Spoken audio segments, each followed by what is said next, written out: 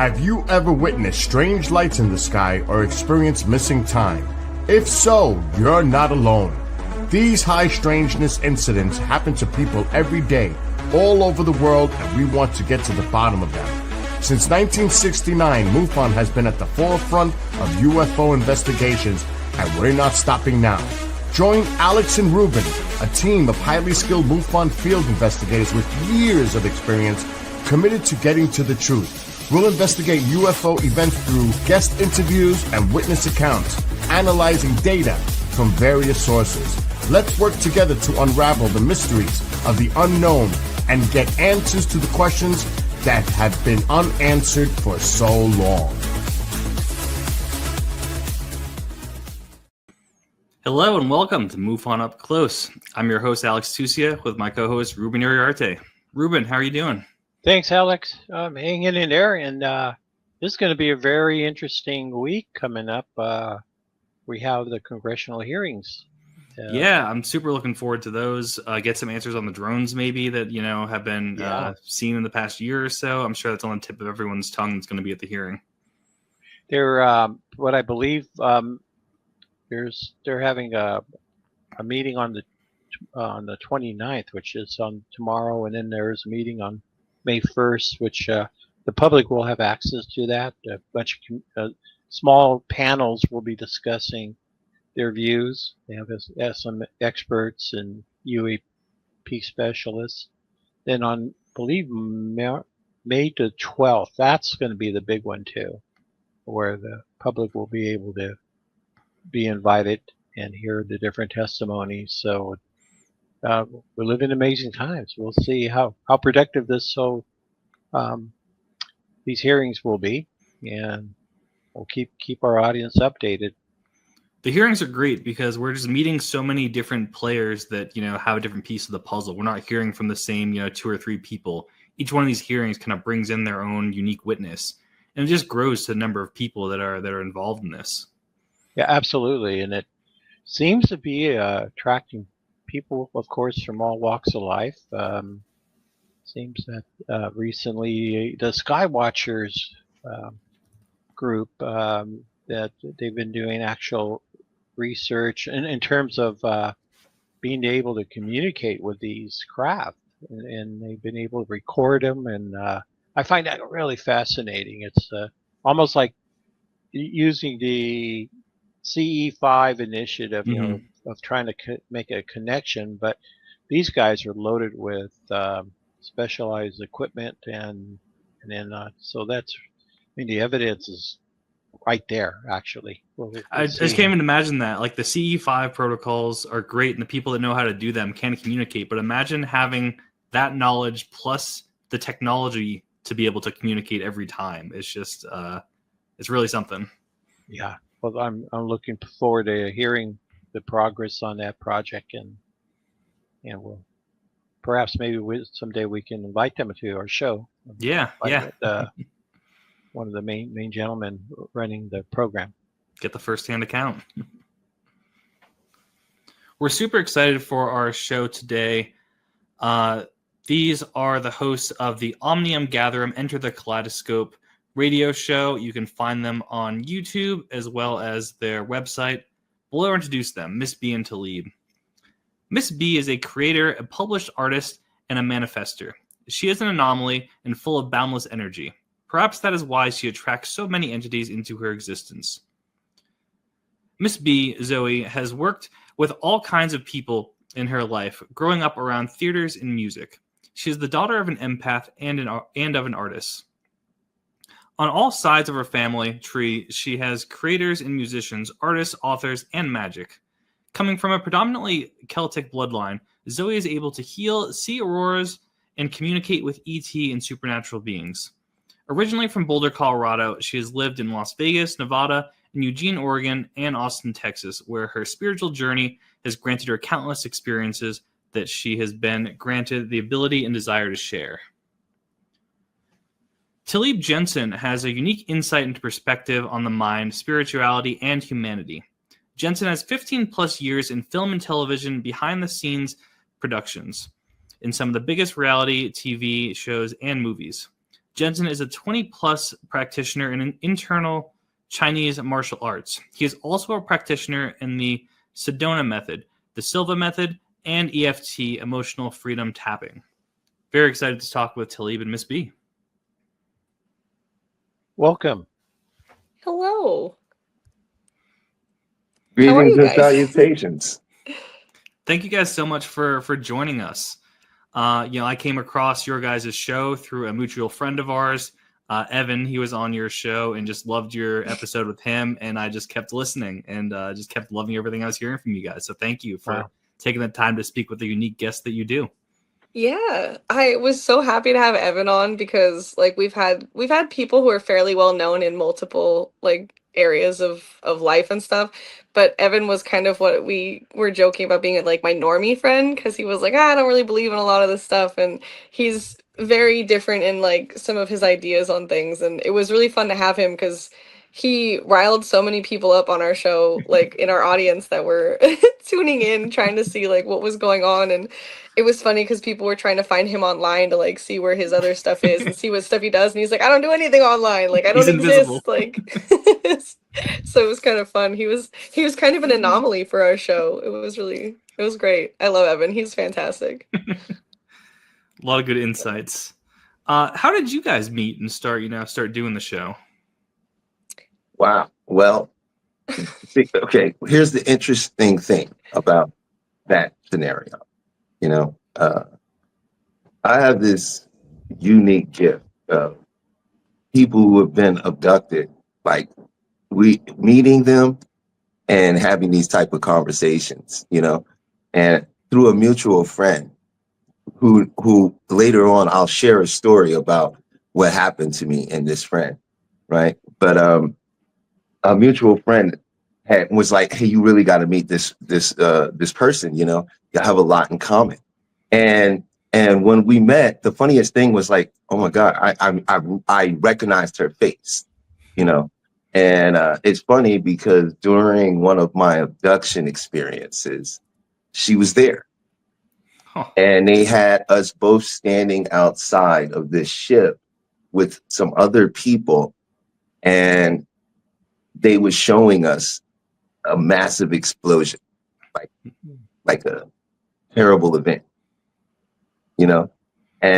but we were like at a distance of it, like on the outside of whatever city or whatever it was. We were on the outside of it, looking at it, and you could see it, and it was so funny because then they had us get back on the ship, but they set me and her together. Right. And it was like one of those things, like when she came by my house, he brought her by. It was like we both knew, you know what I mean? It took a little time. And then I introduced her, and I had her come to, I used to go to a group. There's a lady who runs a experiencers group, and she helps people because the truth is, a lot of people who are going through this, it's a very difficult process. Television has diluted it to a point where they make it this euphoric experience that, oh, if you're lucky, you'll get to experience this kind of thing, almost like it's like angelic or something, But the truth of the nature is that it isn't. It actually can be unnerving. The best way I like to describe it is, imagine you woke up one morning and a lion was near your bed and just standing there. Like your reaction to something in your environment, so abnormal to your environment, the neurological process has nothing, it doesn't know what to do with that. Mm-hmm. You know what I'm saying? You hear often sometimes too that people's brains can't process that they are seeing an extraterrestrial being, so their brain might see it as something else. They see them as giant animals. They see them as clowns. They see them as something our brain can process that knows is not supposed to be there, but it can't directly link what you should be seeing. Because there's this disconnect from your environment and it's shock being introduced to it. You know what I mean? Mm-hmm. And so me and Zoe, I started having her come to the groups, and that's where, me and her connection even grew more. because we both left the group. but yeah, we met on a spaceship. That's the best way I could describe it. It wasn't, you know, I don't know if it was on, because the way it started, it was like you were there. Because what they do is like and this is my thing, right? And I'll step back and I'll let Zoe fill in. Okay, I'm really glad that you have us here, because I feel that people who are true experiencers are being done an extreme disservice. And now that this is becoming something that they obviously want to disclose to the public, it seems like they're trying to get ahead of the curve by introducing experiencers that are controlled in nature. You know, and I know that there are military people that have these experiences, okay? Because when I was in a group, there was someone from Nellis Air Force Base. And he had finger marks on his back, like burned into his skin, you know? So like, I know that that happens, right? But the truth of the matter is, it's more people like me and Zoe out there, right? That have been targeted by the government because for some reason, instead of stopping them, they rather observe us, you know, and sort of keep us in a box, refrained from the world in a sense. You know, and so I'd like to say thank you for giving us a chance to share our experiences, because we have been dealing with this. Like, I was afraid for many years to even talk about this. I mean, honestly, Zoe is one of the reasons that I do talk about this now, because she'll tell you because they came to my house before.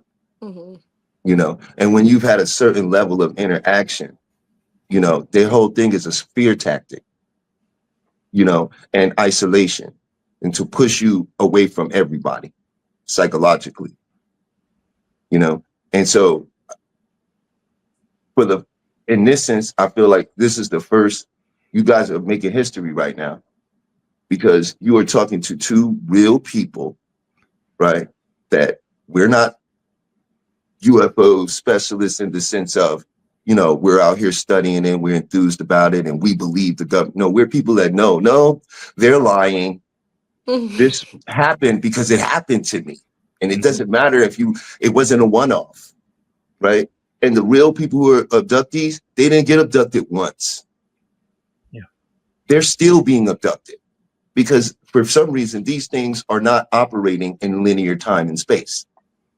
Not even that. It's, you know, not only are you abducted, it's usually if you've been abducted and having these experiences, somebody in your family is also having this. It's generational. Yeah. You know, it might be your sister, it might be your mother, it might be your grandmother, but somebody else has had a similar experience in your family more than likely. Well, yeah. You know, in my case, it was my mother and my brother. There was an abduction that happened to me at when I was younger, and it happened at 8:30 p.m. in the evening. It's relatively early. We were watching a movie, eating pizza. It's a family. When they cut the lights out, and my mother's fiance at the time, he thought it was kids because, you know, I was a young kid. I was abducted since for as long as I could remember, you know. And so my mind worked differently. So kids picked on me a lot, you know. So they thought that there was this group of kids that were just running, you know, starting some stuff around the house.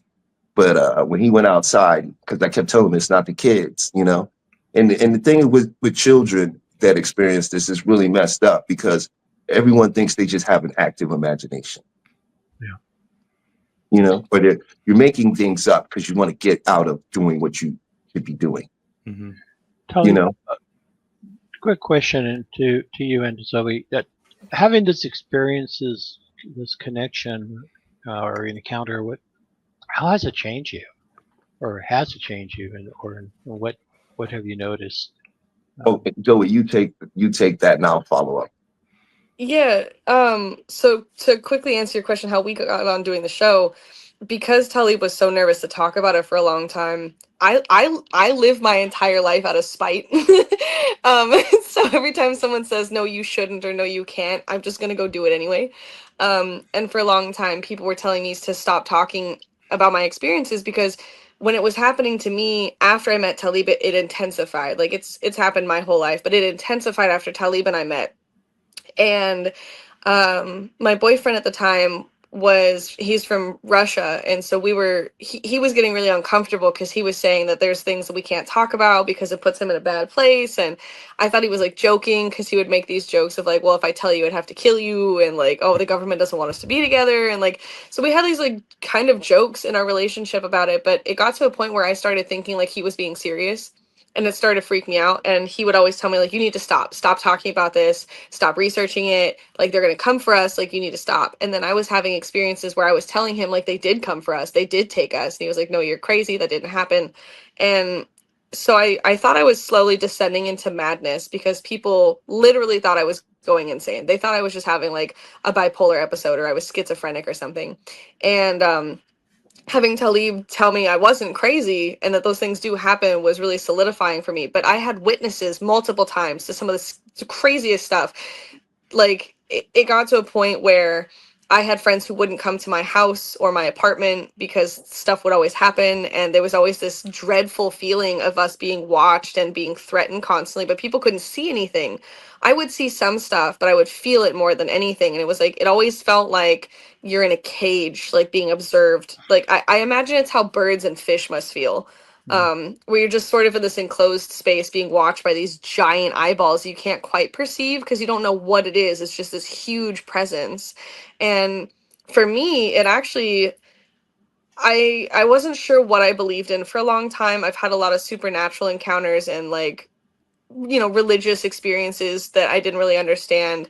And then all of this just sort of started to connect. So for me, it really strengthened my bond with my spirit and myself and some of the beings that I've encountered over the years. And I would say that like the amount of spite that I live off of to like burn through as candles like really keeps me going.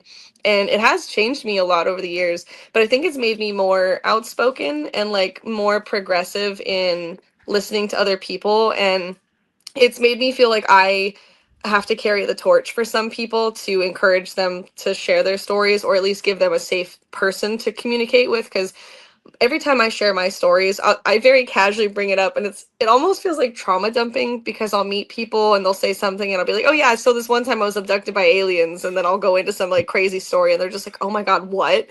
And for some people, it gives them an out, or rather an invite to share their experiences where they're like, you know, I thought I was crazy for so long, but this thing happened to me and I've never had anyone to support me and listen. And I'm the person that always seems to offer that space to them. So when I was offered the position and the opportunity to have a show on Revolution Radio, I took it. And I had a different idea for what I was going to do at first, and it just wasn't working out the way I was trying. And I just kept thinking like, no, Talib and I have been talking about having a radio show for a long, long time. We've been talking about getting this out there. Talib and I have been talking about like, you know, stepping up and stepping into that armor and sort of being ready to go to battle to talk to people about like, no, this happened to me. This happens to my friends. It's happened to other people. Like this is real stuff. And we're being gaslit by the government and the planet into being told that like this thing isn't happening.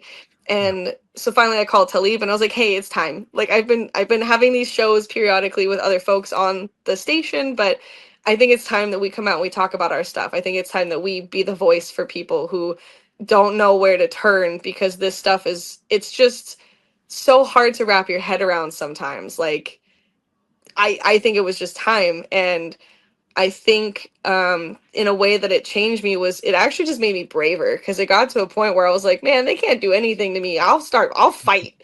I started in having abduction experiences. There were a few times where I could hear them sort of like in my head, like as if they were literally inside of my brain, like inside my, you know, auditory senses, like a part of my DNA almost. And there were multiple instances where I just started taking stuff out, like taking wires and things out and getting up. And they were like, how is she doing this? She shouldn't be able to move. Like, this is we've gone too far, like this is not supposed to happen. And there were times where I would be talking to them and they would be like outwardly, and they're like, no, you can't say anything out loud, like you need to be quiet. Or they would panic because they would come back looking for me, and I would just be wandering on some of the spaceships and in some of the like military bases that I remember being. Something just told me I was stronger than they thought I was, and I would just, out of spite, be like, you can't tell me to stay here. Like, I'm just gonna get up and wander. And I would have these extra dimensional experiences where I was telling myself to touch the walls, to feel the floor, to figure out what is the smells. Like I sort of forced all of my senses to come back into control, and I sort of broke some of their, like, I don't know if you want to call them like tractor beam experiences, but they put you in this kind of a trance most of the time where you're paralyzed in a lot of experiences, and you're experiencing everything and you're thinking clearly in your mind, but you can't move with your own free will. You can't, respond the way that you want to. It reminds me of those horror movies where you're given some kind of a a paralytic agent, but you're conscious and you're trying so hard to, like, force your body to, like, fight against it. And that's kind of what it feels like. And so to me, I feel like I've just gotten more spiteful and, like, more confident with things over the years, because at some point they couldn't stop me at some point. And I don't know, they're a little bit more scared of me now, I think, than they were before, because I just challenge them. Like, they'll be in the house and I'll be like, I see you. Like, show up. I don't know. I got braver. I'm not actually as brave as I say I am sometimes. I'm, like, panicking internally, but I sort of just started confronting them because they don't like confrontation. So if you just come at them and be like, hey man, like, if you're going to be in my house, like, start paying bills, like, move the water, show yourself, like, stop being a coward. Like, they don't like it. They don't like being challenged. And especially when they're supposed to be observing and you can, like, process where they are. Like, you may not see them with your eyes, but you can sort of see them with your third eye. Like, where they are in your house. Like, you can just sense it. Like, humans just have an innate sense to pick up on that stuff. And I think they underestimate people. And the more I just tell people, like, just challenge them. Like, what are they gonna do? Nothing. Like, they're not supposed to be seen. They're gonna break the rules if they interact with you. So they either have to leave or they put themselves at a different kind of risk. And I'd rather them be at risk than me. Like, wow. So. Thank you. Well, Yeah. I would say that I don't really think the experience, like, I can't say how it changed me because it's something that I've always experienced. So, I spent a lot of time as a kid trying to convince people what was happening to me. But at the same time, I had a lot of different illnesses. Like, I've had rare tropical diseases as a child where no one could explain what was wrong with me, where, like, all the muscles in my body just stopped working, and I was hospitalized. And thankfully for my mother, they tried to kill me in there. And, I would have a lot of unscheduled blood work in the middle of the night. Right. Or they would come and they would roll my bed away and no one would know where they took me. So for me, like, growing up, I was obsessed with certain things because I was exposed to certain things that I was being told at the same time wasn't real. So that led me into, that's why I love science so much, because, I was looking for answers, explanations. And science is all about finding answers, But I can't say it really changed me because I wasn't one way first. What changed me was my acceptance of the experience when it became something that people around me began to experience, and one of those examples is my ex-wife. One night during an abduction, right? They abducted me and they took me out to the desert. And out there, was a base. But here's the interesting thing about the base. The base wasn't stationary. It was crafts that had units on it, containing units that were like offices. And the ET crafts were working with the military. There were 3 small grays to every 2 military soldiers. They had these floating like tables, and they put these canisters on the table. They were black. They had a glass top like opening, like a square part of it, a portion of it was, so maybe it was a person in there. Maybe there was some sort of organic materials. I'm not sure, because when they abducted me, there's this one particular tall gray that's been around me all my life. And in any of the abductions, there's 3 little ones and a tall one. He doesn't speak. I'm just assuming he's a he because the energy feels masculine, but he doesn't speak. The 3 little ones, they communicate through the mind, but only to calm you. They don't tell you a bunch of things like, this is what the universe is. Usually it's like, it's okay. You're special. Don't worry about that one. He's just grumpy. He's not going to hurt you. We can't hurt you. We're not allowed to. That's what they're like pushing, because you're frozen in panic and fear, you know? And when they, excuse me, when I talk about these things, there's this, my nerves, and I have to take a deep breath because it gets very, you know, makes you anxious. Yeah. Right? We super appreciate you, you know, sharing it with us. Exactly. Thank you for having me. Both of you. Thank you. So the tall one when he abducted me, he took me to this base, and like I said, and he allowed me to walk around. As I walked around, I know that I was in a theta state. I understand what they're doing now. They're altering different states of consciousness through the vibration or the precipitation of our conscious states, meaning beta, alpha, theta, delta. Each one of these houses a state of our experience, you know, and we interact in each state in a various way of awareness. And the theta is the dream state. And you know how when you're moving through a dream, like things could be happening, but you're just aware, you know? So it was like a theta state. So I'm like aware, but I have no agency, right? And he's allowing me he's showing me this is what they're doing, right?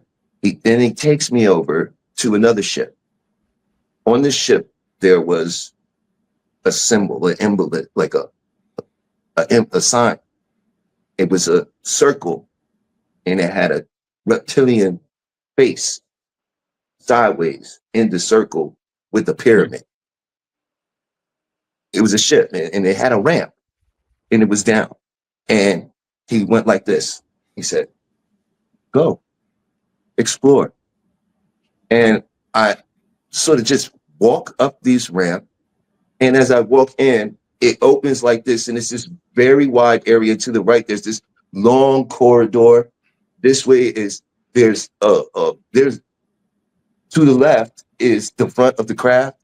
The opening was like this.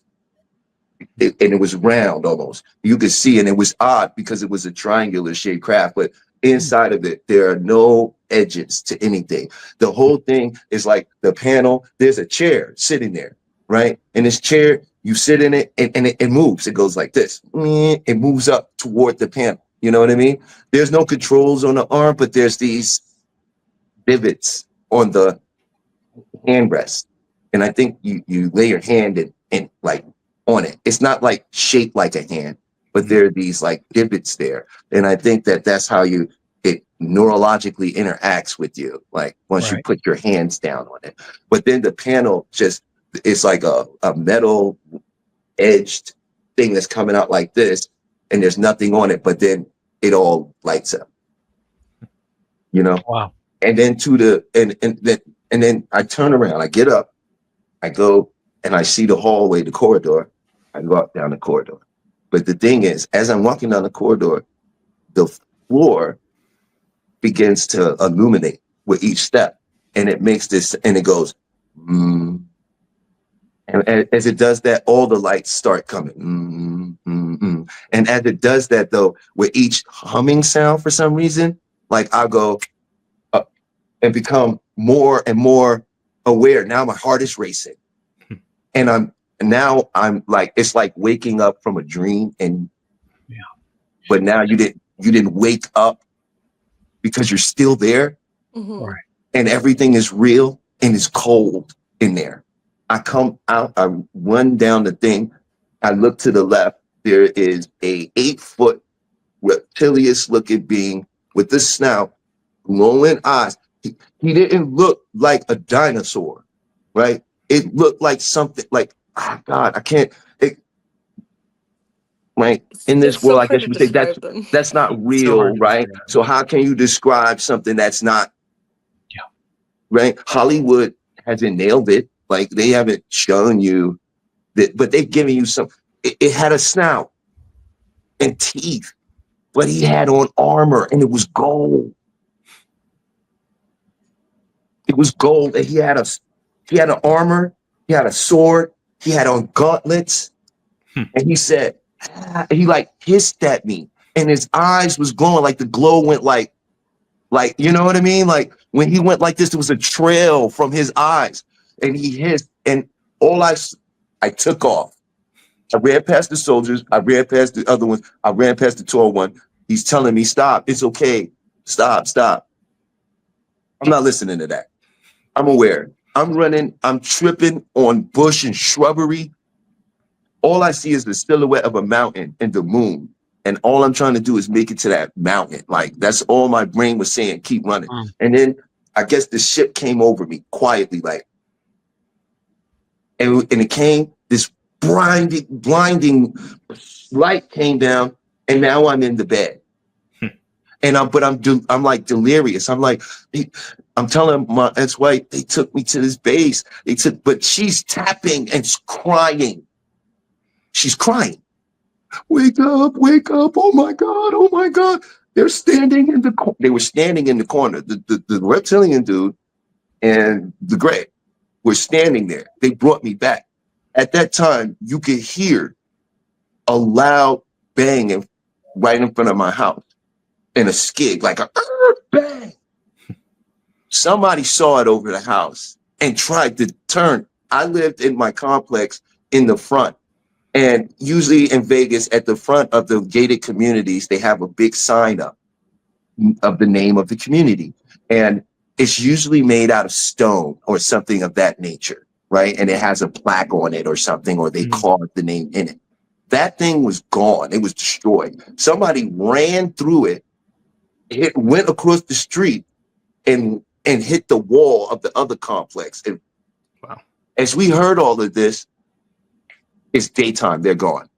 It's like one of those movies where it's dark and all of a sudden you hear, and now it's daytime. Now we're looking at each other. She's like tearing, you know? And I'm like, well, we heard the bang, let's go. So we run downstairs to go out front, because that's, in our mind, is evidence, right?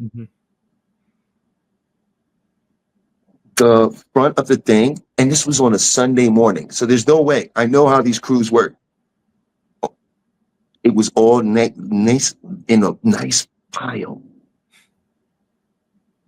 where the sign should be. It was piled up. The road was clear. All you see is the skid marks, the hole in the wall, but none of the rubble from the wall is there. It's all gone. There's no oil. There's no sand. And if you understand, if you know about car accidents, and you understand how just general city maintenance works when it comes to them taking care of things. Usually if there's a big accident, right, they get them to come out there usually sanitation will come out and clean up the debris, right? And then they always have to put the sand down to trap the oil so nobody else ends up in an accident because of it. None of that was there.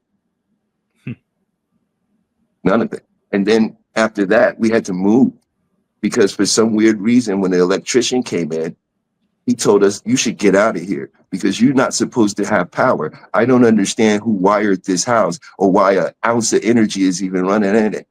And he asked me about being abducted. The electrician.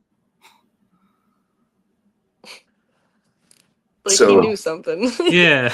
Amazing. I was just one real quick question. Actually, when you were speaking, my mind was running with a number of questions. I've spoken with other experiencers who shared something quite a little similar to the experiences that you both have had. And also, I was just curious on, you mentioned humming. Did you feel like a vibration of any sort when you heard that humming? And if so, was it touching your body? Did you ever feel that kind of a sensation? It was a vibration that literally went through me. Okay. And each hum was like something shaking. Yeah. You know, and I think because the frequency of that thing was so counter to the frequency that had me in the state that I was in. And I think that's why some people actually end up waking up or able to, you know, and some people are very lucid dreamers to begin with. So, you know, people like Zoe, you know, and that's why it's hard to keep people like that under, because they're beyond the technology, which they do have a blue beam. But I think that beam is light frequency technology that interacts with your neurological system. Because for some reason, they start that beam at your feet. But by the time it gets to your knees or your waist, you're completely paralyzed. And when they use that beam, though, you're there. It's like you just had, I say a theta state because when you're in a theta state, that's when you're dreaming. Your body secretes a chemical that doesn't allow you to move around and act out your dreams. That's why you can have vivid dreams and not wake up, you know, in the kitchen. You know what I mean? Exactly. But that's a functioning part of the brain, and if someone can understand it, then it can be manipulated.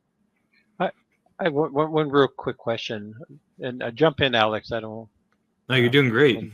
These are all questions I want the answers to as well. These what do you think is their agenda? I mean, you mentioned that they have some other alternative motive, in the sense that they're not here for our good, or are they? That's a, you know, there's always this debate. I believe that the interaction of these beings have been happening throughout human history and have been conflated as mythologies and turned into different stories by ruling families or powers that be, because the manipulation of those stories keep them in power. You know, I don't think that they just got here because time isn't linear, and they know this.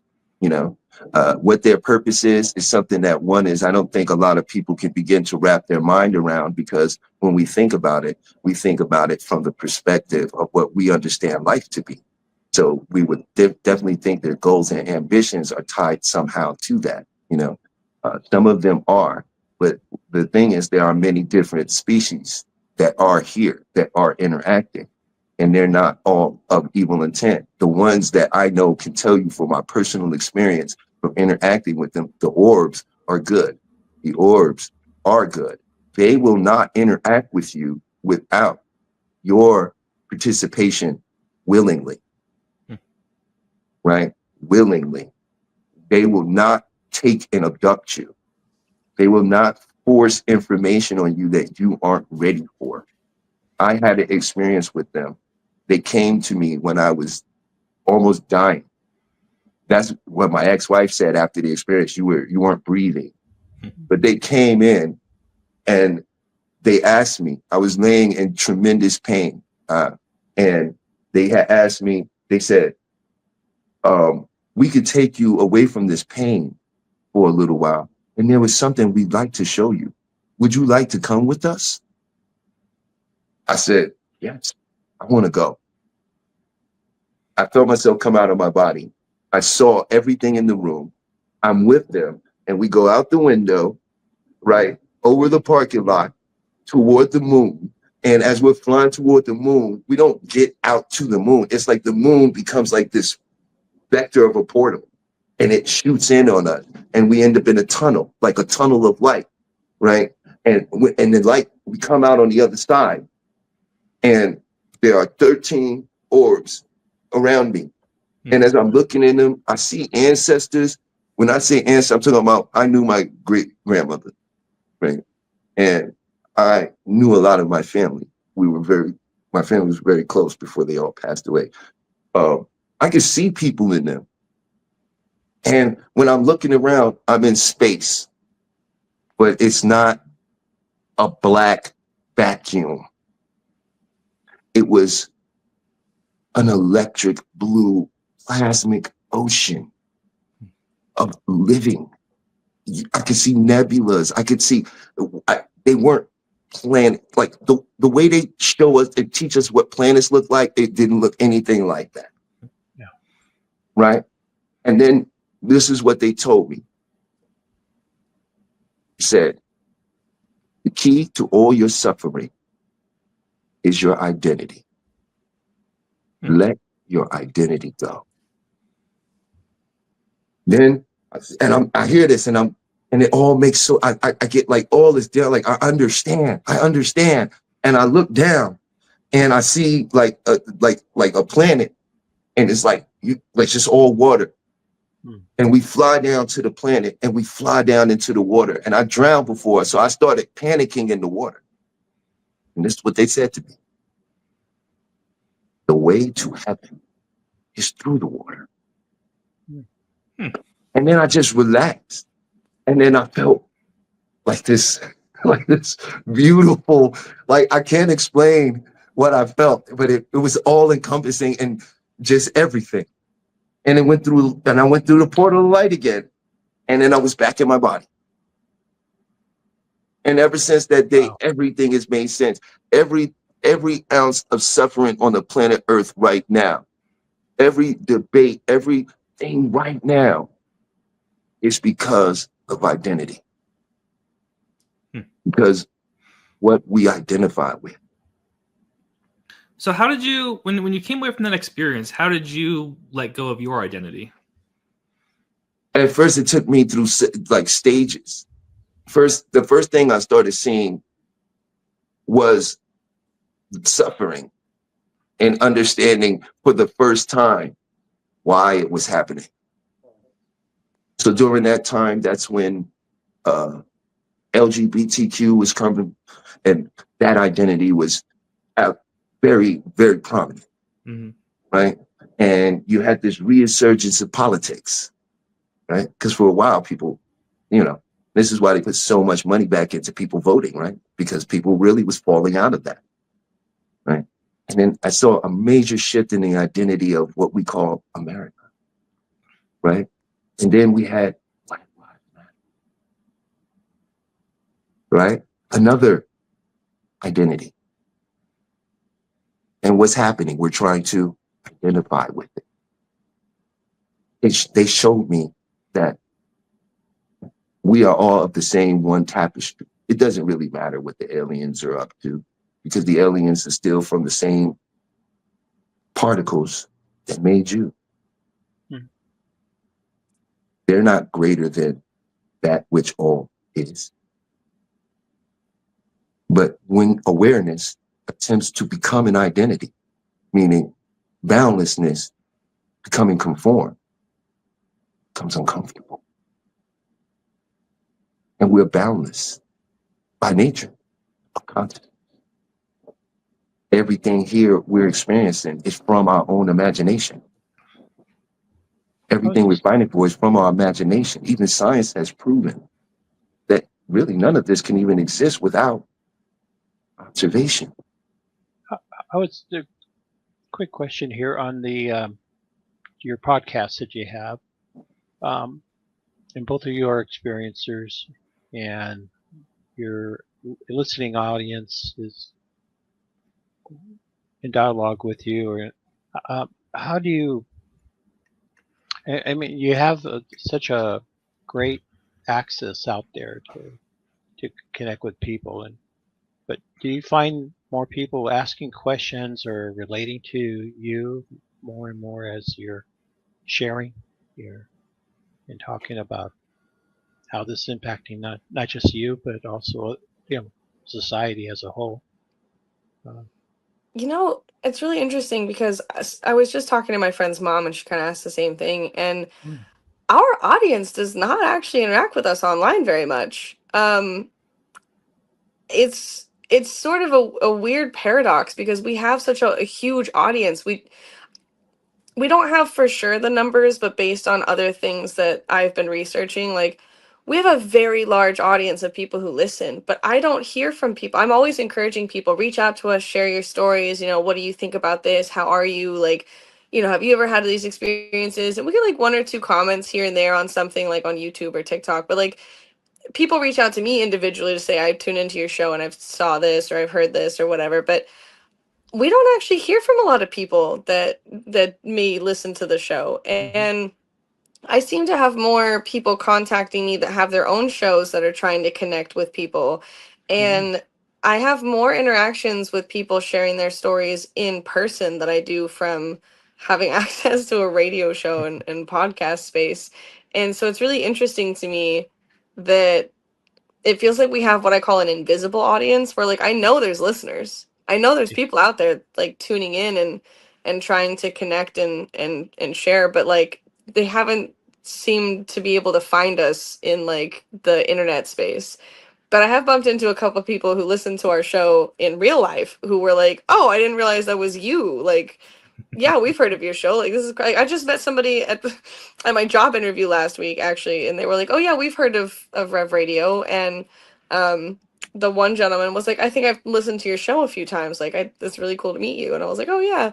And they were like, "Yeah, you guys talk about such a wide range of things." And they were like, and I've had a lot of people say they want to hear more about our UFO stories and a lot more of the ET stuff. And the last few guests we've had haven't been as apt to that topic. But I feel like we haven't quite hit the right audience. Like I don't feel like the people who would listen to your show are tuning into ours just yet. I think we're getting a lot of people who are still very skeptical and unsure.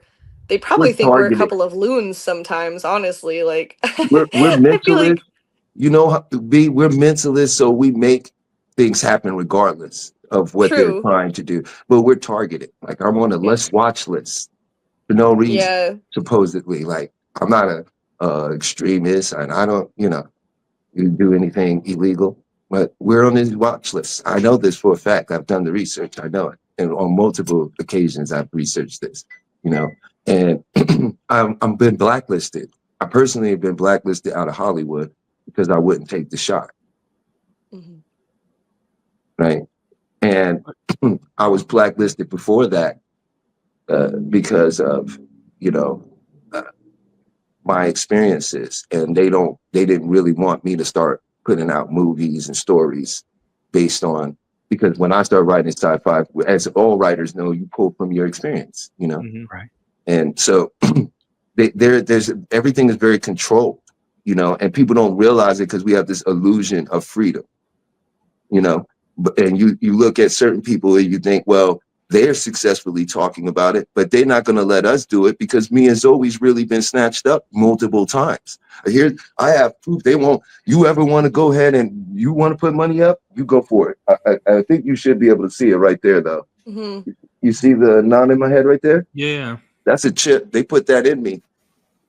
And when I went to the hospital, they tried to send me to Nellis Air Force Base to a neurological specialist because they couldn't identify it. Wow. What happened afterwards, Talib?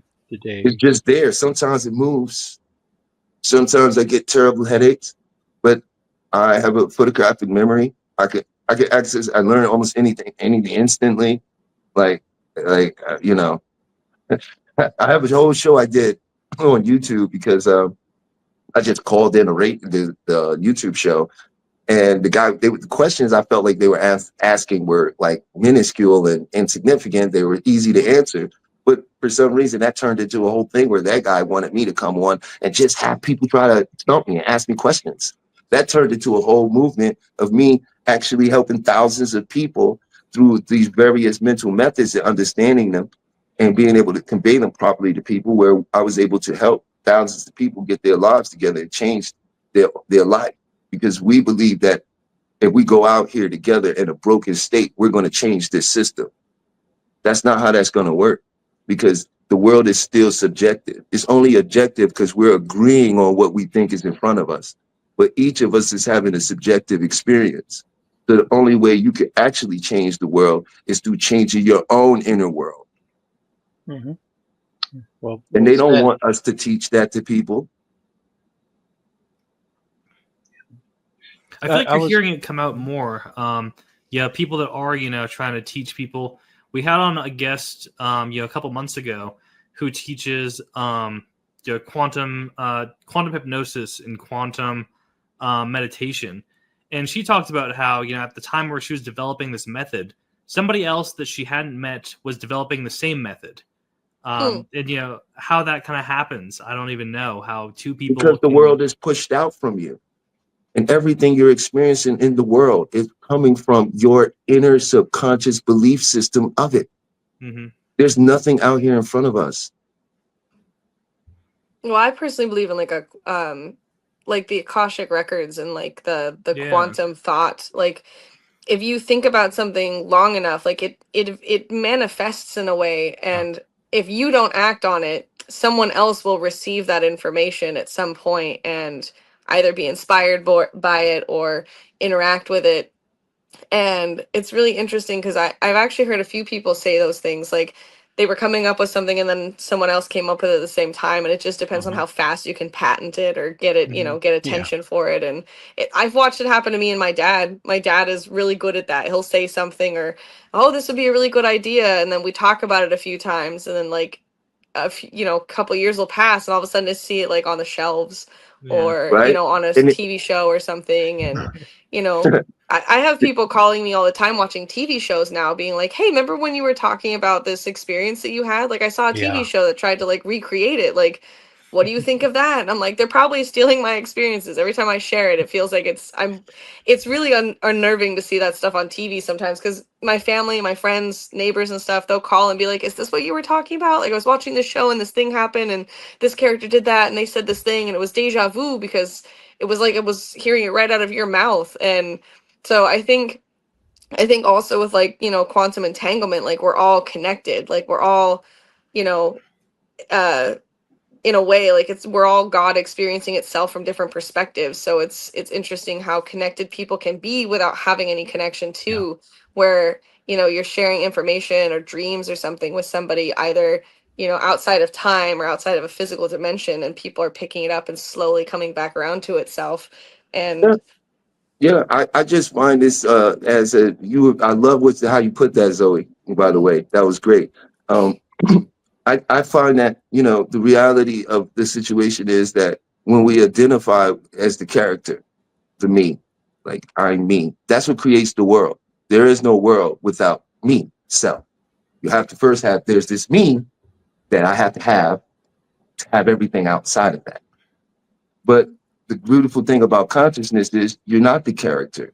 You're just experiencing life as a character. So at any point, you can step outside of that character and get back to the reality that you're going to see things.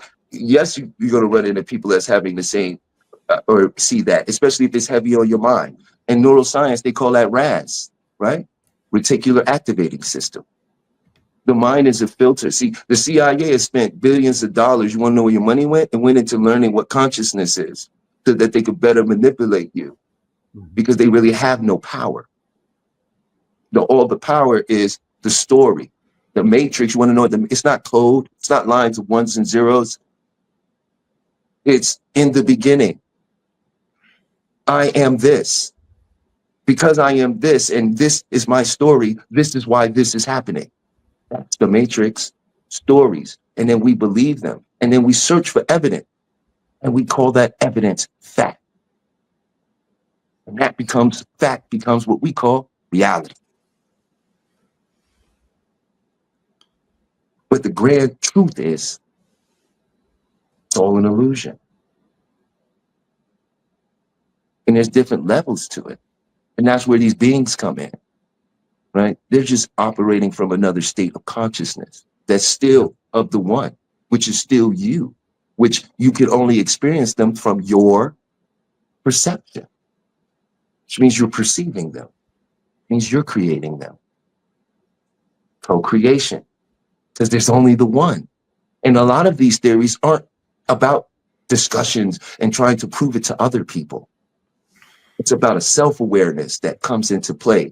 And then that's how you begin to manipulate what you think is reality. Because now you become the one that creates the belief. Gotcha. They're creating our belief system, which is writing the code in the matrix we're experiencing, because we believe it. There is no in the beginning, because time is a construct. Doesn't exist, only clocks exist. Time doesn't exist. This is the stuff that, because they got us on a prison planet as workers, experiencing life as from the gut brain, just from the gut brain, because we have two brains. One's here and one's here. There's so many neurons down here that there's a whole system that has to govern it, and it influences you. And that's why we say we have a gut feeling. Yeah, that's a good point. Because it's a brain. But what happens if you live off that brain? Well, that's called survival. And what does that do? That cuts down half of your lifespan alone, because now you're overcharging the body and overstimulating yourself without giving the body a chance to do what it naturally does, reproduce itself. Right? Death, another story. Talking to an NDE here. You don't die. No, you just go somewhere else. Death is for the people that are living. They experience what's called death, because for them, you're not here from their conscious perspective. I'd love to come back and talk to that a little bit more, but we're going to take a quick break here for a few minutes.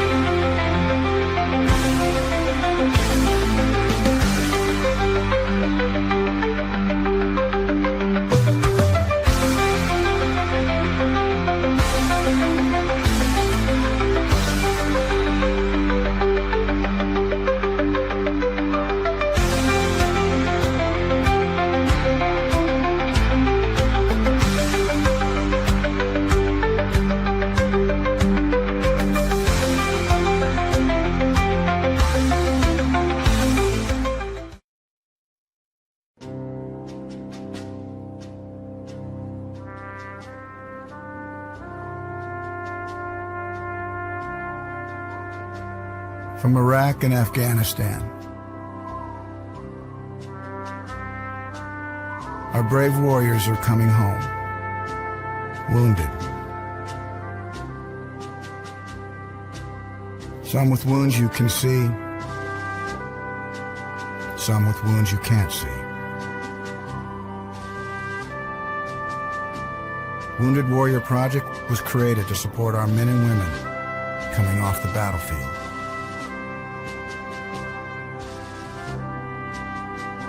Please help carry these warriors the rest of the way home.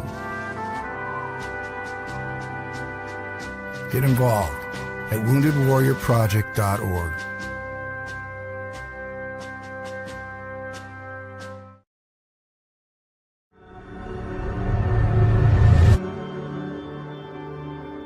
MUFON is the voice of thousands of like-minded people who want to see change.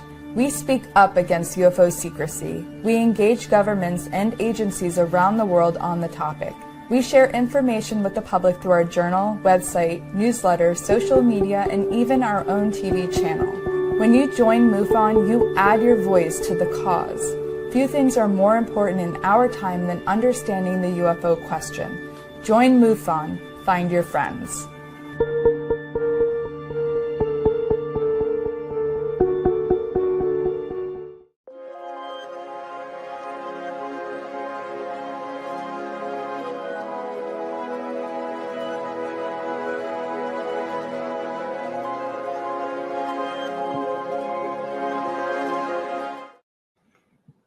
And we're back.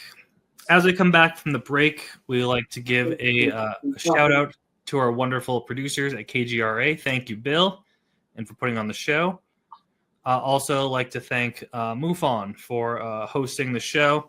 If you like the work that we're doing and would like to learn more about investigating UFOs, please look into MUFON, become an investigator like Ruben and I, and meet some wonderful people like Talib and Miss Bii. And if you love the conversation we're having now, check out their YouTube page. That is Omnium Gatherum, Enter the Kaleidoscope, to hear some more of their wonderful guests and their great conversations.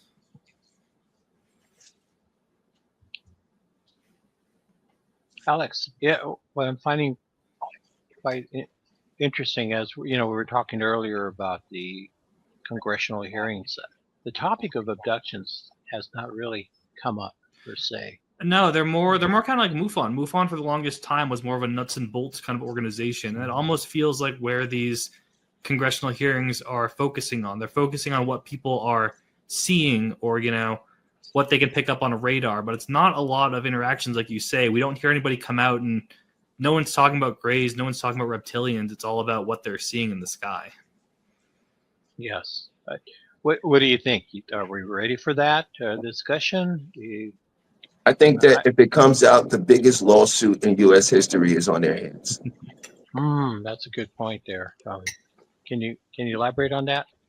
Because they willingly gave over American citizens to a group of beings for experimentations, and then didn't even know how many of them they was actually taking, and then had to go back catalog all the people that they took that wasn't on their list. Yeah. And to frame all of those people, and you go into these abduction groups, when you listen to these people, their lives are being destroyed. They can't get a job.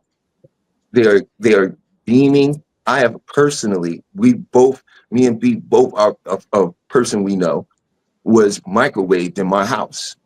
And while my house was surrounded by SWAT, and they never came in, they never even attempted to. They just stood there, And I remember several years ago, a thing that's become real big now that you can look into is gang stalking, right?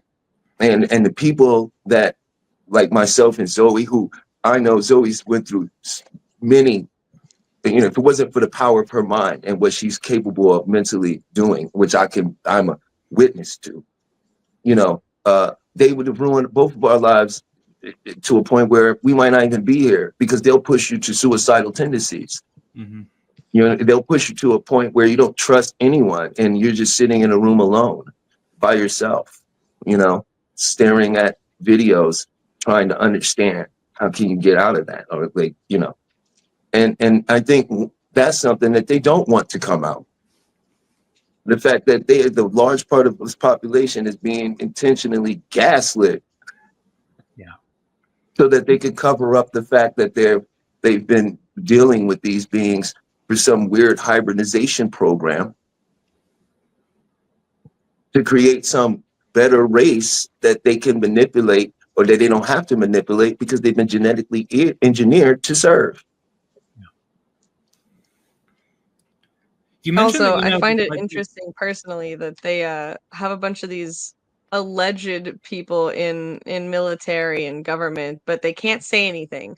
Everything is all, oh, I'll tell you later. Oh, I can't say. Oh, it's classified. Oh, I can't. It's like, well, what's the point of the hearing? You can't say anything. Then why have the hearing? Like, you're not telling anyone anything, and the information you're putting out is stuff that people already knew, and a lot of it is stuff that we've been able to have access to for a long time, or at least barely confirmed suspicions that people have, but a lot of it is, oh, I can't say that. Oh, I can't tell you. I can tell you later. I can tell you off camera. I can, oh, in the back room, It's like, well, if only one person is allowed to hear that stuff and they don't have any evidence, like at all, they can't show you anything. They have no proof, which is even hard for experiencers. Like, we don't have proof a lot of the times. Like, maybe you have handprints on your body, or maybe you have bruises, or maybe there was a handprint left on your wall that just happened to stay. Like, there's weird things that show up, but like, if they want to clean that stuff up, they'll just wait till you're gone and they'll break into your house and clean up the mess. Like, we see it in movies and stuff, they have people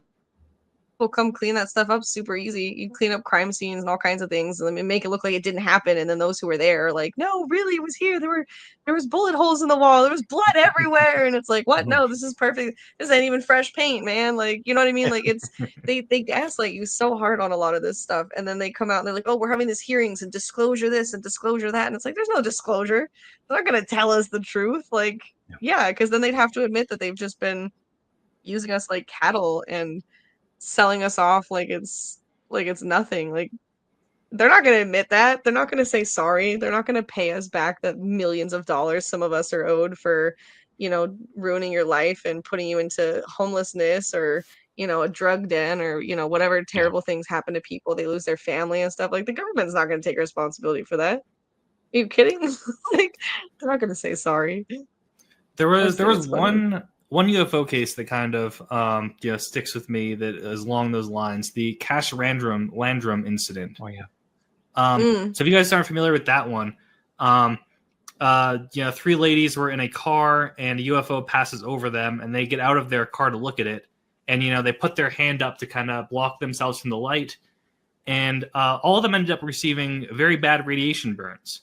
But what was more surprising to them is they see the UFO, and then they see Black Hawk helicopters escorting it. So because of that, they actually tried to sue the government, saying, hey, you need to pay for our medical bills because you guys were clearly escorting this thing. You knew it was there. And the case got dismissed. Nothing came of it. But, the first, probably one of the only recorded UFO cases that has gone to court over something like that. Yeah, well, definitely. I guess that's proof that, they will not gonna pay for that, and they're definitely not going to admit guilt to it, And I don't think that this is a disclosure. I think that this is a psyop, a rollout. They already intend to reveal this information, but in a very controlled, sanitized method, in which that their solution to it will be the only logical solution to it. The way that they're doing it is definitely meant to take people and slowly take all of the non-believers and gear them in a direction of belief, to where, think about this, if they just came out and said that they're real, doesn't that sort of make everybody who's been saying it right? And wouldn't people, since we live in this culture of social media, start listening to those people? Right. They don't want that. Yeah. We still have to make those people appear like they're crazy. Mm-hmm. Just real quickly, going back to those people that were harmed, and whether or not they were awarded medical assistance. And there was the Rendlesham, remember the Rendlesham Air Force Base, or the encounter, the one military person that had actually touched the small craft, and it was exposed to radiation, and he had all these other health complications. Currently now he's being treated and receiving aid and that. And there was a truck driver, I recall, this was a while back, because there's lots of truck drivers that drive throughout the nation, and many of them do these things. And one truck driver was exposed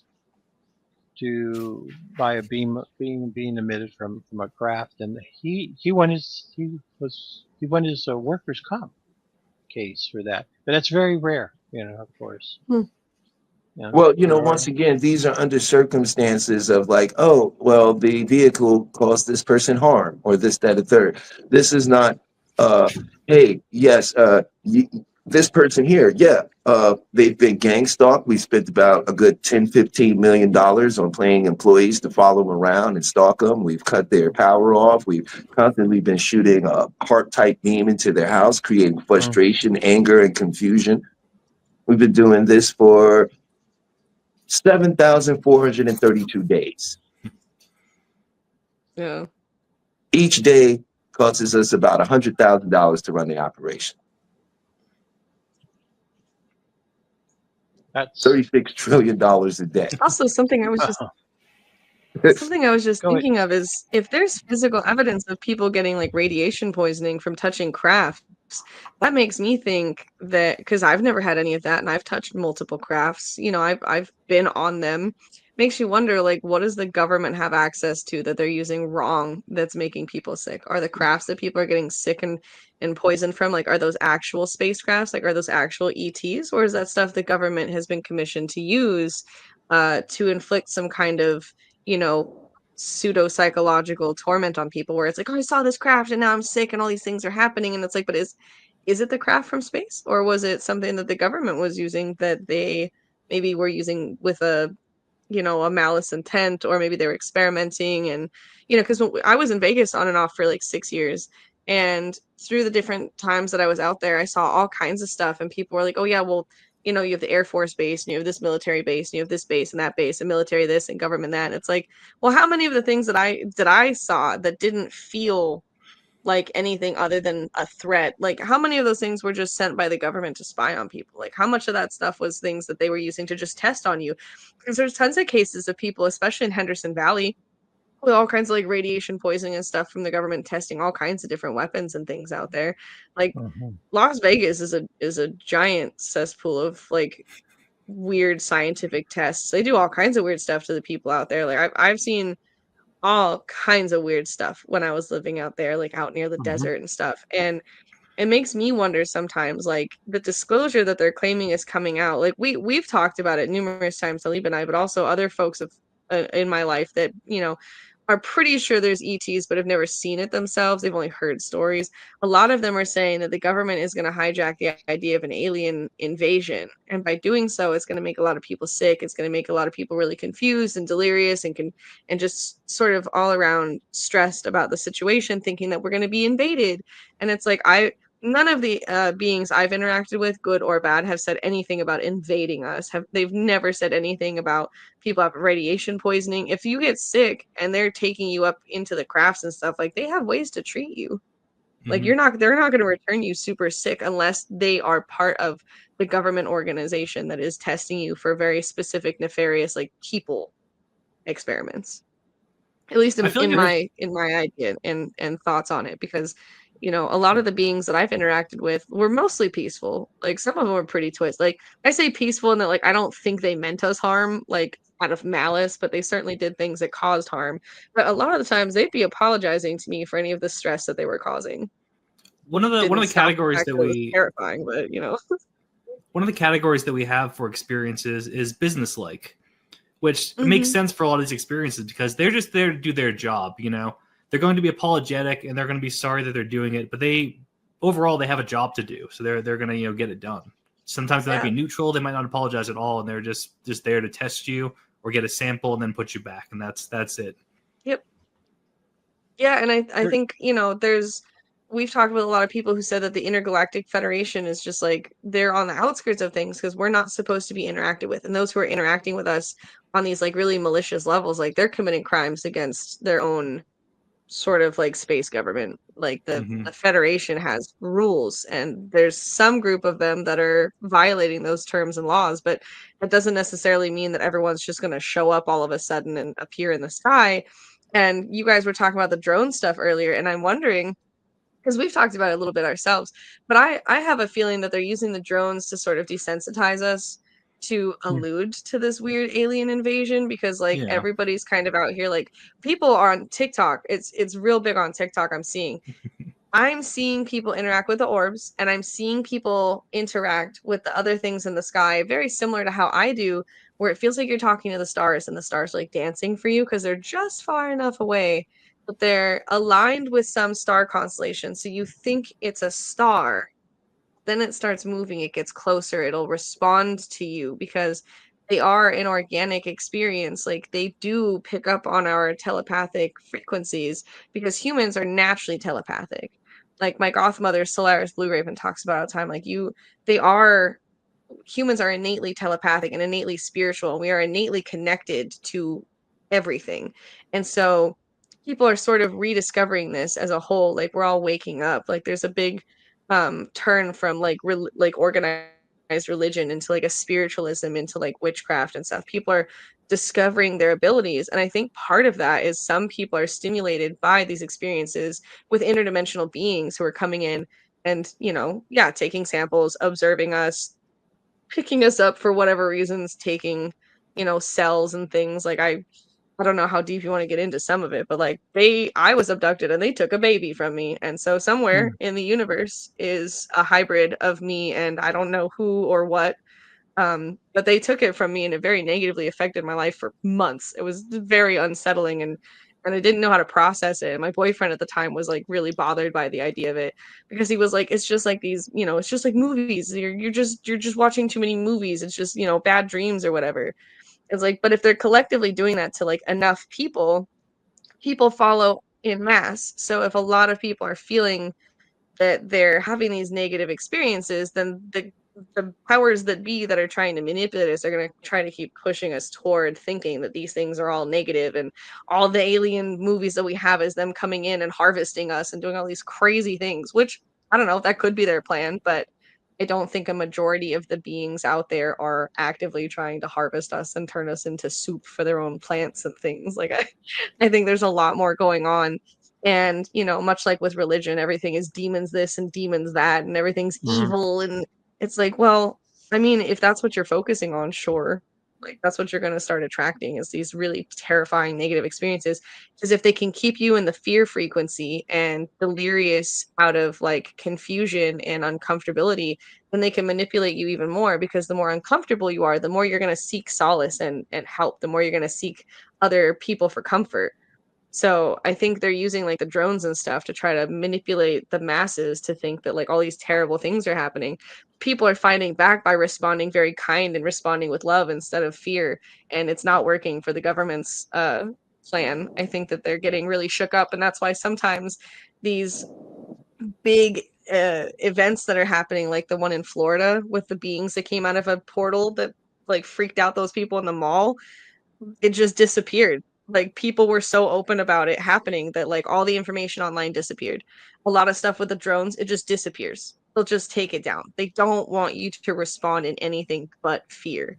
And so I think with the disclosure too, if they can get enough people from like the military and people who are supposedly in these certain branches, you know, having these like really crazy negative experiences like radiation poisoning and stuff, it's going to make people think like, oh no, if I attract the aliens, they're going to poison me too and I'm going to die of radiation poisoning, or, you know, whatever other ill effects. And I don't think it's working. And I think that's why their quote unquote disclosures keep going on and on and on. And everybody's like tuning in to listen, but they're not actually giving us anything. It's just a whole lot of like, okay, well, we talked about this last time, and like, Tom DeLonge already told us about that, and oh, well, I saw on TikTok. You know, I think it's dampening their effects, and they're not having an easy time like manipulating us because they're not giving us anything, so nobody cares anymore. There's an organization called uapmed.org.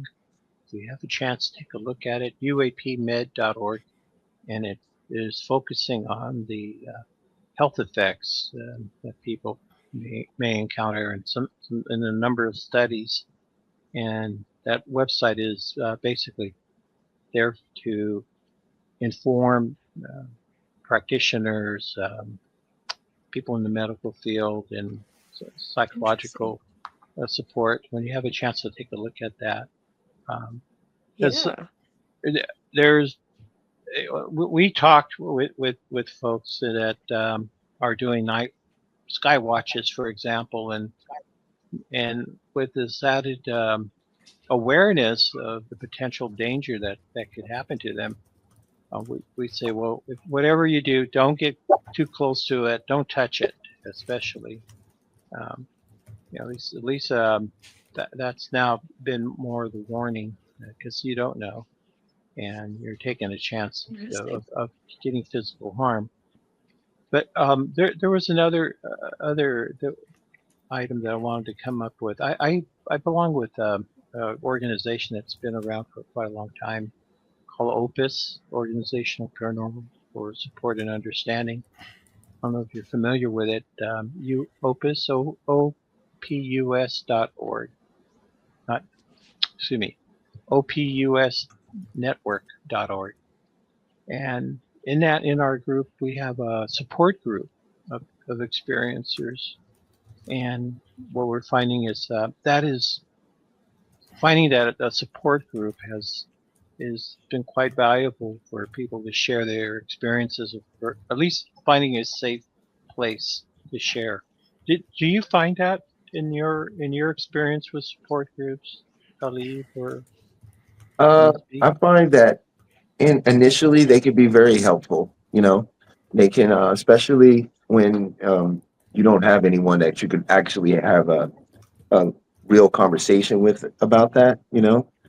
Sometimes trying to talk to a family or friends, because of the nature of what has occurred to you, it becomes a joke, or it becomes satirical in nature.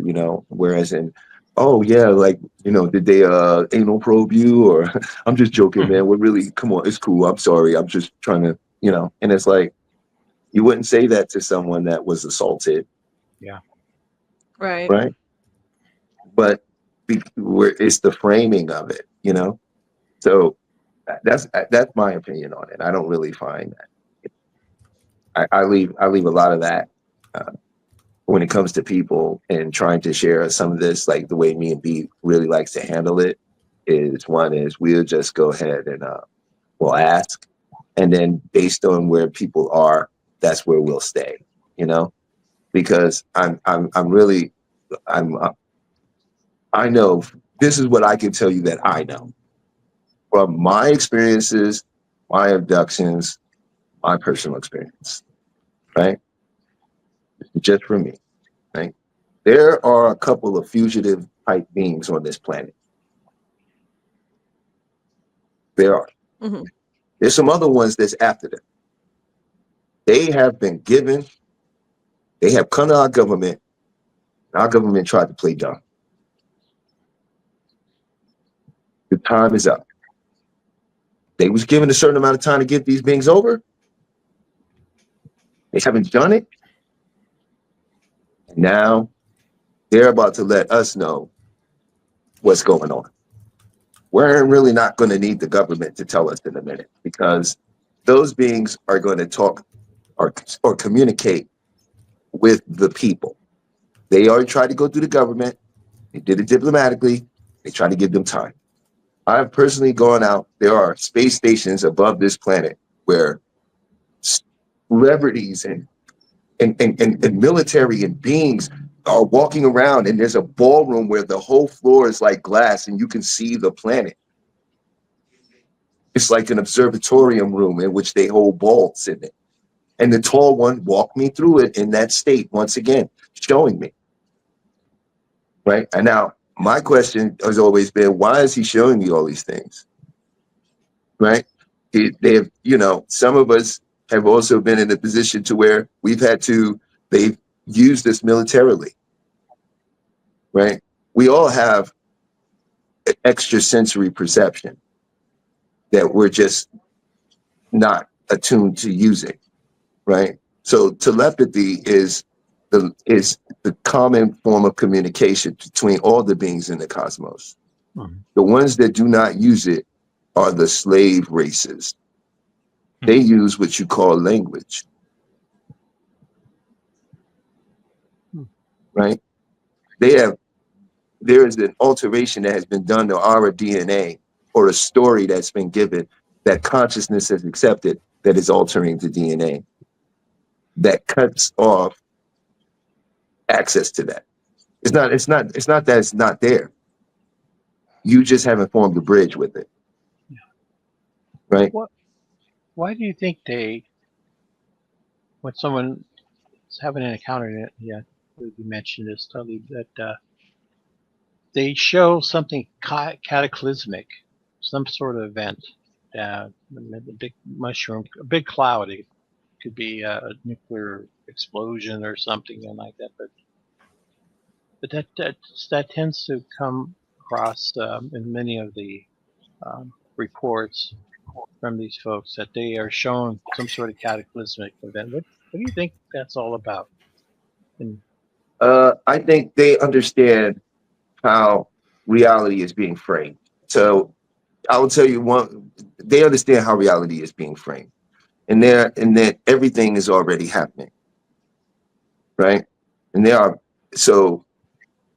infinite versions of how this conversation has played out. Our choices, our awareness is why the conversation is going the way it is.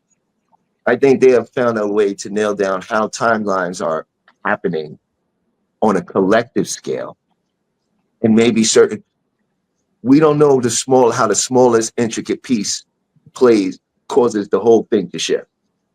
Right? So I don't know if them showing us this and us becoming aware of it and speaking on it has some way of shifting events from happening. Because there are too many variables. That's why they say in manifesting and all of that, don't worry about the how. Don't worry about the how, because the how that's the universe part, right? The universe is going to run out a series of complicated equations and variables, right? And possibilities and happenings in order to get you to be in this 3D world to experience a certain thing. You are not in charge consciously of how you get there. So I think they are aware of this, right?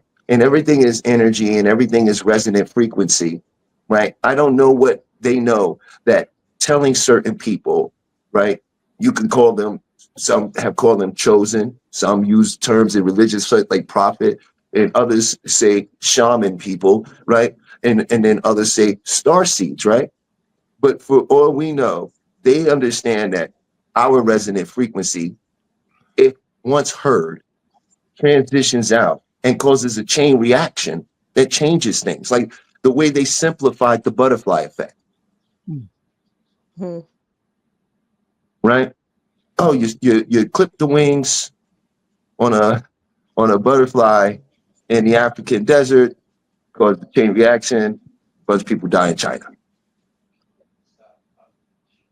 Right? People in China trying to figure out, they'll never get to the point that it was the clipping of a wing of a butterfly in Africa. Mhm.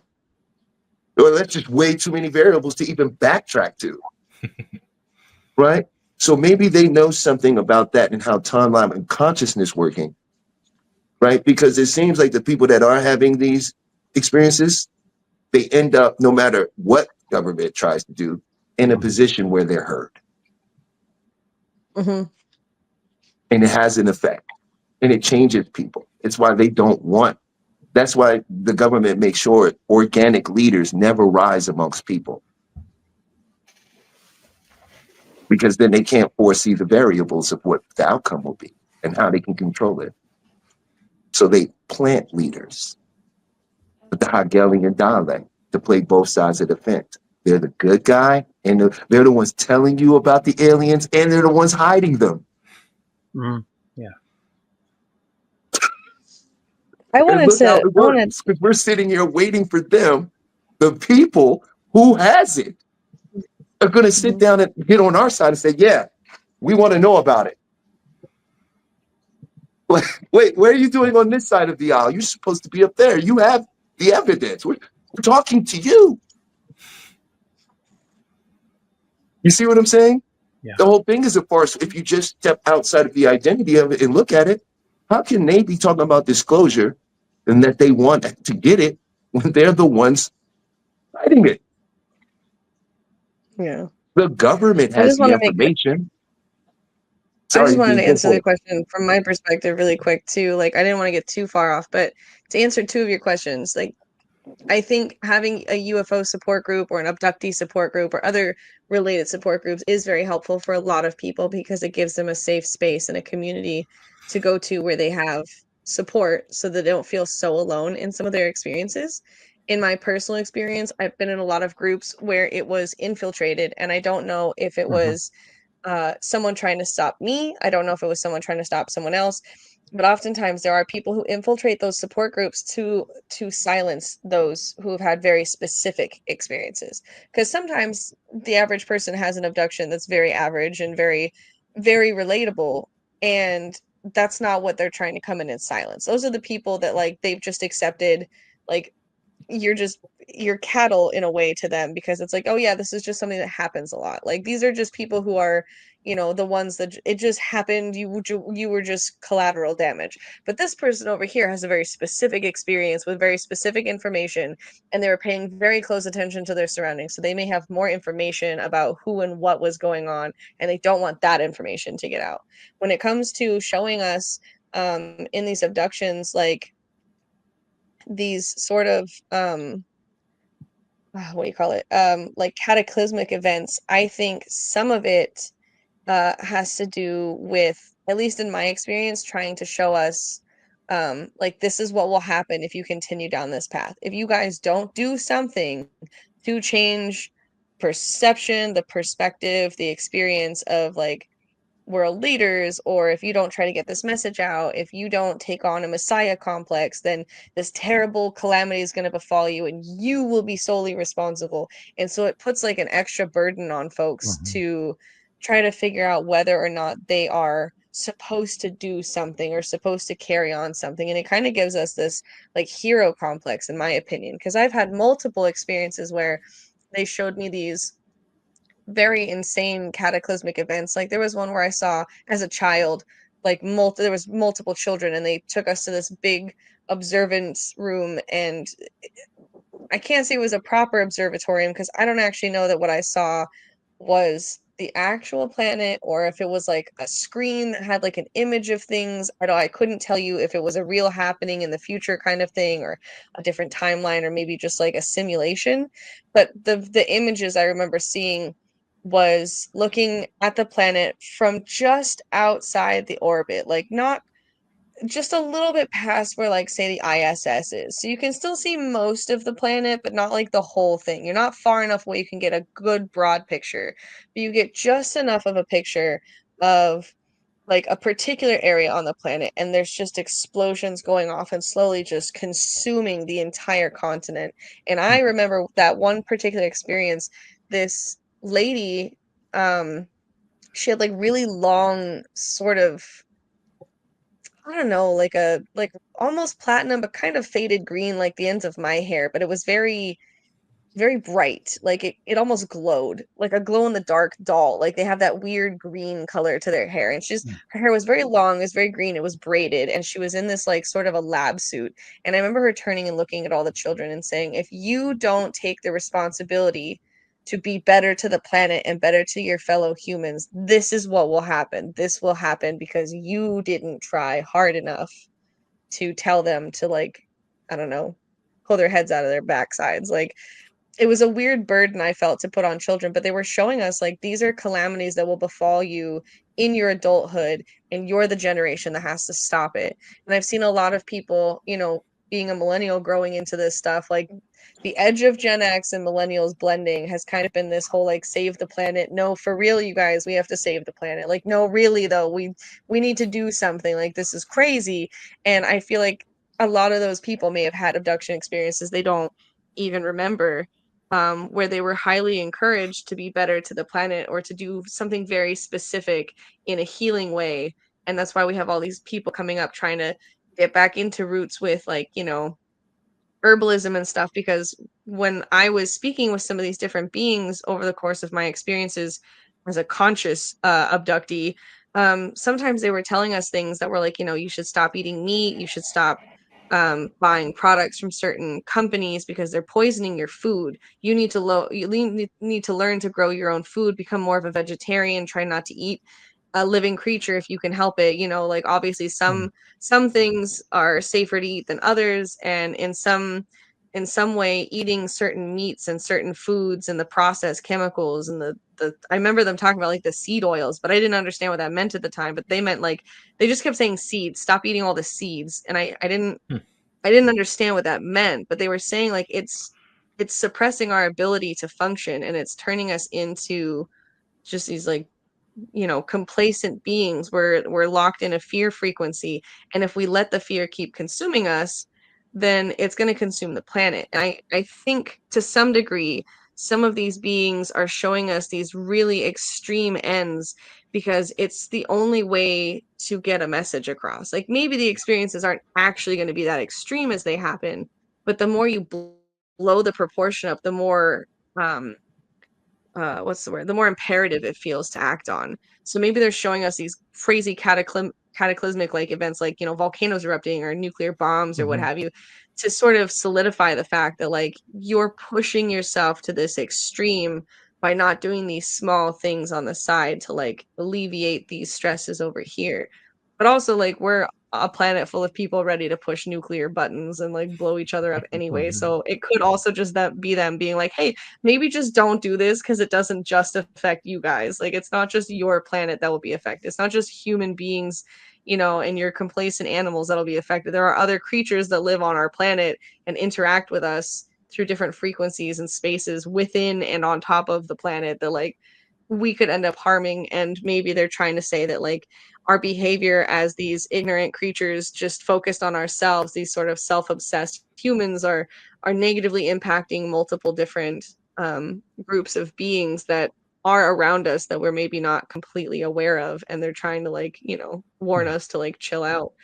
I think it could be a combination of those things because there's so many beings. Like I've met, I don't know, I could list probably 5 or 10, but like, you know, there's mantis beings and there's like these little, they almost look like your cartoon goblins. Like they're small and they're kind of like a greenish gray and they have like big pointy ears and sharp teeth. And you know, the idea of fairies and stuff, like all of like fairy culture is like different beings a lot of people think come from different dimensions or the spirit realm or what have you. And I think a lot of those beings are still around. They've just learned to assimilate with us to hide because we've been such a terrible group of people through history. And it could just be a cosmic calamity that we're also falling into, and maybe they're trying to tell us in a simple way that like, hey, it's not just what your choices are doing, but maybe there's these other factors coming through.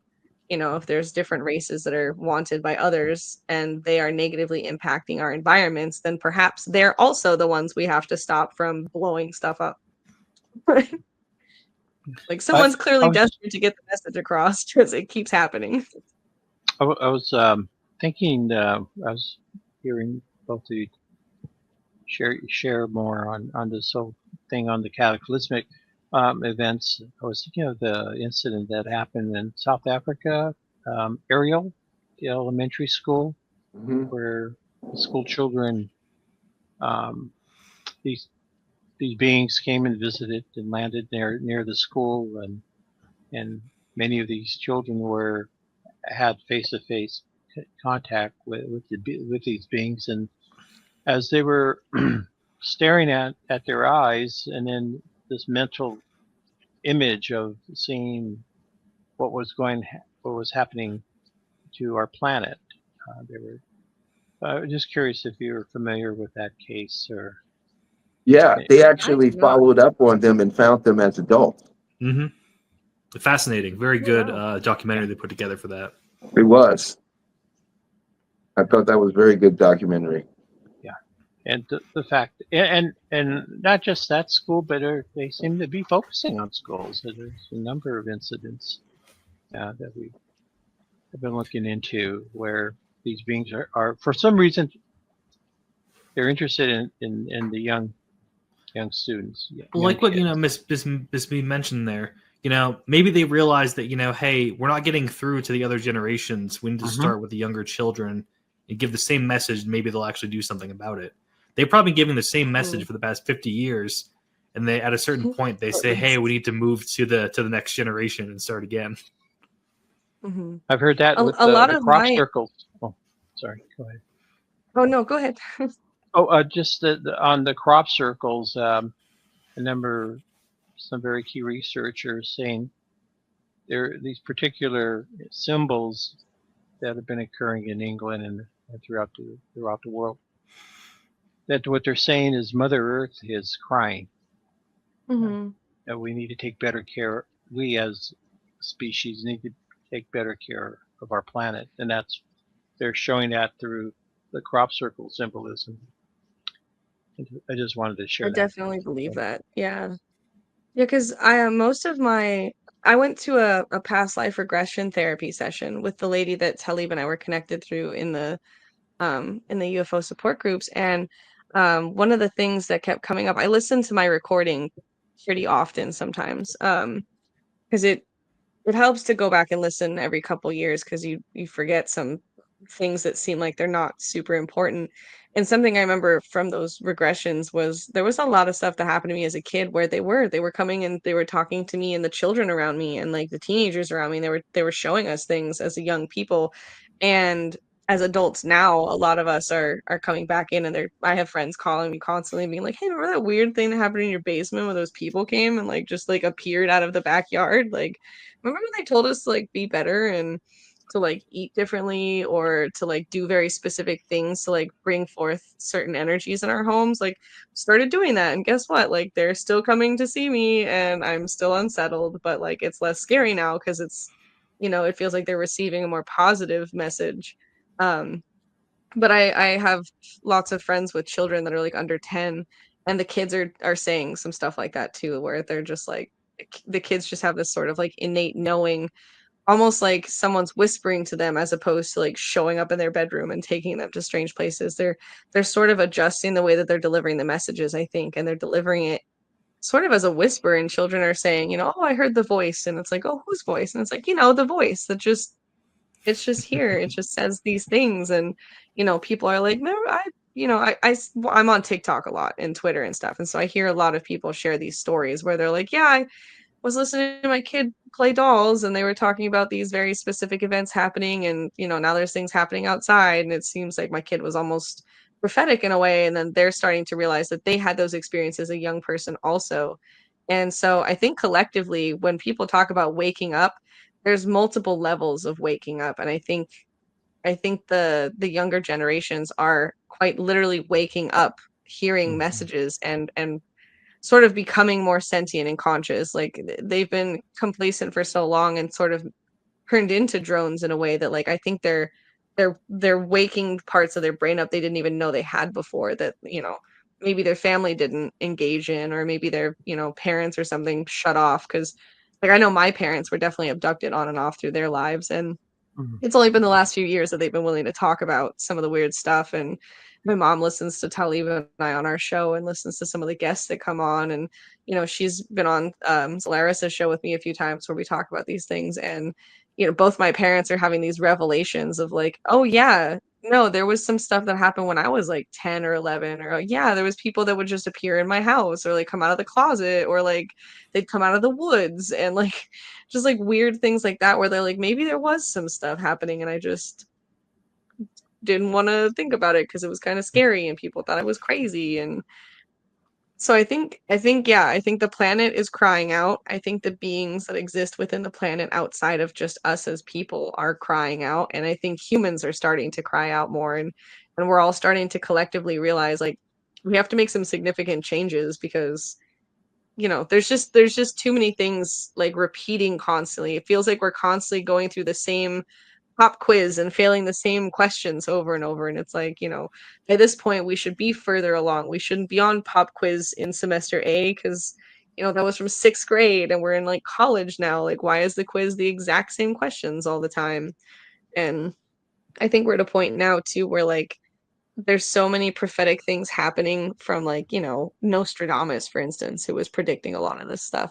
I think he was visited by beings who were like, "Hey, we see this like trajectory you guys are on, and like we need you to like start putting it on paper so that people can pay attention." And I think there's just the powers that be are so ready to stifle all of that because they don't want to lose their power. And so they don't want us to think about it. They want us to think about it, but not in a way that says we can do something about it. They just want us to be afraid that it's going to happen. But I think talking to the children is going to be the best way to get the messages through because the children are easy. They absorb. Children are just tiny sponges. And so if you're going to these schools, like, then you're having a massive group of children that are processing the same information, and maybe they're just hoping that enough of them will carry the message forward. Because, like, you know, if all 30 of you were there and you witnessed it and you all had the same experience, can you really deny it? Like, like, can you though? Yeah, they can. It's called mass psychosis. Well, yeah, I mean, like, they can literally, but the You know, it's why it's it's why the mental institutions were so popular, and so many people have been misdiagnosed because of, you know, one of the, you know, it was so in 18, I want to say at least 1896, it still was there. The ether was in the periodical table. Mhm. In the 1800s, there were thousands of patents for everything from flying cars to wireless generators. You know, I personally feel as if we've been brainwashed and with a story that we're some inferior beings and we're monkeys that were created by something greater than ourselves. And, you know, they're going to come back one day and unlock the secrets to everything. And we're going to go to the next level. When I think they actually came here and fed us a story that we were apes and monkeys. And they, and that, you know, I believe that our consciousness and the ability that we truly possess is so magnificently powerful that they had to create an entire story to where the power that each of us individually possess would be allocated toward their betterment. And the only way they do that is through fear. And fear is an acronym for false evidence appearing real. And another word for that would be Hollywood. You know, and my personal take on it is that we are not in disclosure. We are at a point where they are about to pull another giant hoax on the world. I believe it is not just this government. I believe all of these governments around the world are in cahoots together. I don't believe the trade wars are real, you know, and I don't agree with a lot of the way they frame this stuff like it's our fault, even when the people that come forth with the aliens, like the aliens is telling us that we're the ones destroying the planet. I'm not destroying the planet. I'm not a bad, evil person, right? Most of us aren't. Most of us are what we call complacent, right? We act without agency to authority. And we have a tribal mentality, a group mentality. So even if we see something being done that we don't agree with, if it separates us from the group, we're not going to do anything about that. They ran a bunch of studies, you know, after World War II about that as well. You know, they talked to a lot of German soldiers, and they said, you know, why did you do these things that you did? And a lot of them said, you know, I was told to. That's, you know, what was expected of me, and I just did it, not thinking, not even processing whether it was right or wrong. They just saw it as a job, and that was their job.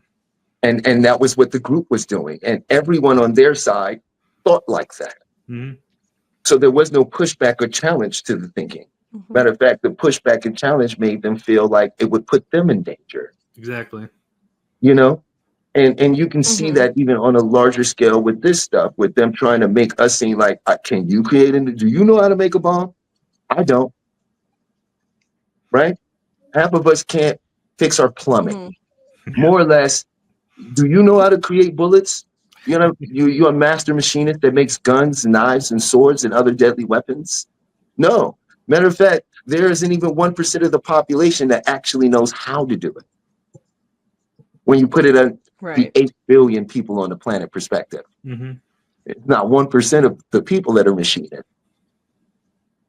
You see what I'm saying? So to go after the people that are under the foot of the ones that are actually doing this and then blame them like, you have to change this. What? I thought you came to Earth and saw what was happening.